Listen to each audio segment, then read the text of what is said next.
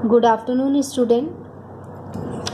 हम second method पढ़ रहे थे जिसमें क्या है, हम हमारी जो द्वितीय कोटि की रैखिक अवकल समीकरण है उसको किस में चेंज करते हैं। हम जो डिपेंडेंट वेरिएबल आता है उसको नए वेरिएबल में, डिपेंडेंट वेरिएबल में चेंज करते हैं, और जो फर्स्ट ऑर्डर का जो डेरिवेटिव आता है उसको हम जीरो के बराबर लेते हैं। इसको हमने क्या नाम दिया था, सामान्य रूप में हमारी द्वितीय कोटि की अवकल समीकरण को परिवर्तित करना। अब इससे रिलेटेड कुछ एग्जाम्पल्स मैंने आपको करवाए हैं। अब एक दो और एग्जाम्पल डिस्कस करेंगे, फिर हम नेक्स्ट आपका मेथड स्टार्ट करेंगे। तो क्वेश्चन नंबर 3 है, वेरी वेरी इंपॉर्टेंट है।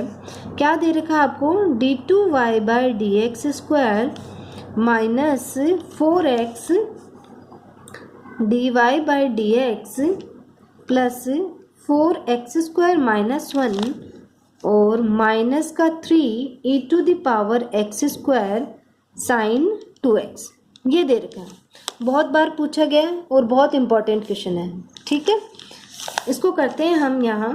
तो सॉल्यूशन यहाँ क्या दे रखा है, देखो यहाँ p क्या दे रखा है, नॉर्म p क्या है -4x, q क्या दे रखा है 4x स्क्वायर माइनस 1, और आपका r क्या दे रखा है -3 e to the power x square sine 2x। General form जो होती है आपकी द्वितीय कोटि की रैखिक अवकल समीकरण, वही उसी फॉर्म में लिखी गई है। यहाँ से हमने p, q और r की वैल्यू लिख दी। अब क्या है, अब सामान्य रूप में रखने के लिए हम u इस प्रकार का चयन करेंगे। अब सामान्य रूप में परिवर्तित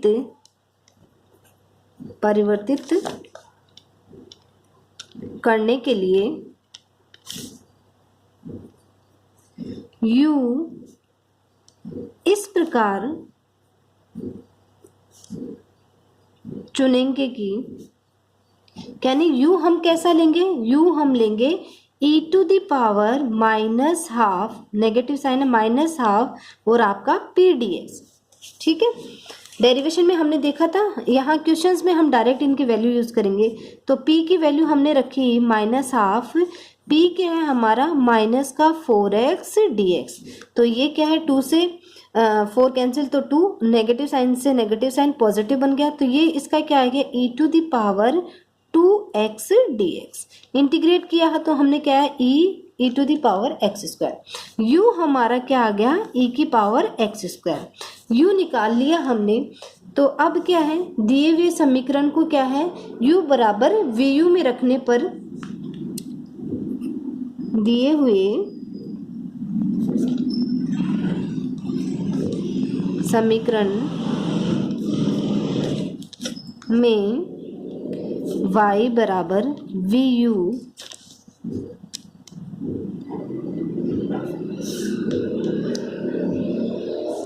रखने पर यह निम्न रूप में परिवर्तित हो जाएगा।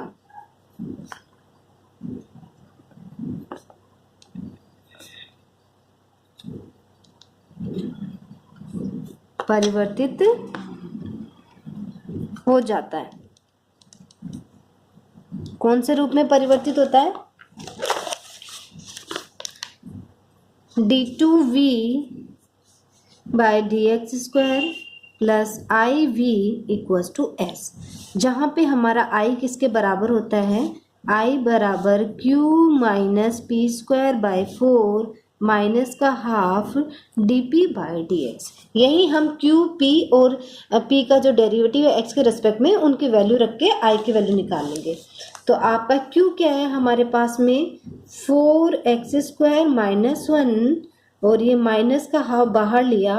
p क्या है हमारा माइनस का 4x, और उसका स्क्वायर करेंगे हम तो ये बन जाएगा 16x स्क्वायर, और ये माइनस का हाफ बाहर।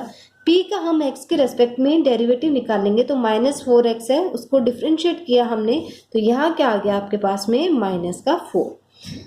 इसको सिंप्लीफाई किया है, एक्स स्क्वायर माइनस 1, ये क्या बन गया आपका माइनस का 4x स्क्वायर, और ये क्या बन गया प्लस का 2। तो यहाँ से 4x स्क्वायर से 4x स्क्वायर कैंसिल, और ये 1 आ गई, i की वैल्यू क्या आ गई 1 आ गई। तथा s क्या होता है आपके पास में, r e to the power आपका हाफ और ये p dx। ठीक है, या इसको अपॉन में लिख सकते हैं, इस तरीके से लिख लो चाहे आप। तो r क्या है आपके पास में, माइनस का 3 a⁴ और ये साइन 2x, और ये वैल्यू रखी p हमारा था माइनस का 4x dx। इसको सिंप्लीफाई करेंगे तो ये माइनस का 3x² और ये साइन 2x और e की पावर क्या आ जाएगा, माइनस का x²।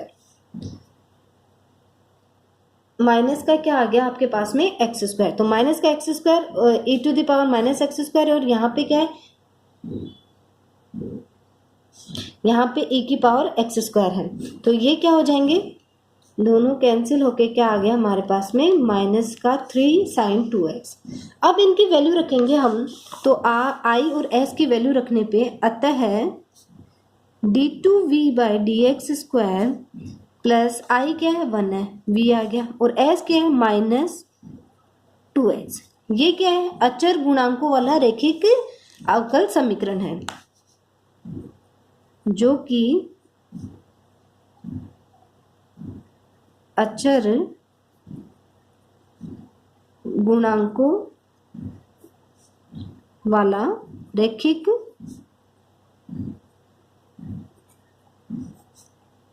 समीकरण है। अतः हम इसको क्या है, हमारी यूनिट जो 3rd थी उसमें जिस तरीके से क्वेश्चन सॉल्व किए थे वैसे सॉल्व करेंगे। इसको हमने इक्वेशन नंबर 2 दे दिया, ये हमारी इक्वेशन नंबर 1 आ गई।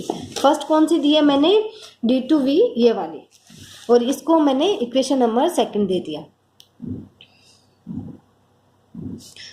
अब हम इसका हल निकालते हैं, तो जो इक्वेशन 2 है उसको निम्न रूप में लिख सकते हैं। अब 2 को निम्न रूप में लिखा जा सकता है, निम्न रूप में लिखा जा सकता है। कौन सा है निम्न रूप, d² + 1v - 3 साइन 2x। अब इसका सहायक समीकरण लिखेंगे, फिर CF और PI निकालेंगे। इसका सहायक समीकरण होगा, सहायक समीकरण है m² + 1 = 0, m की वैल्यू ± i।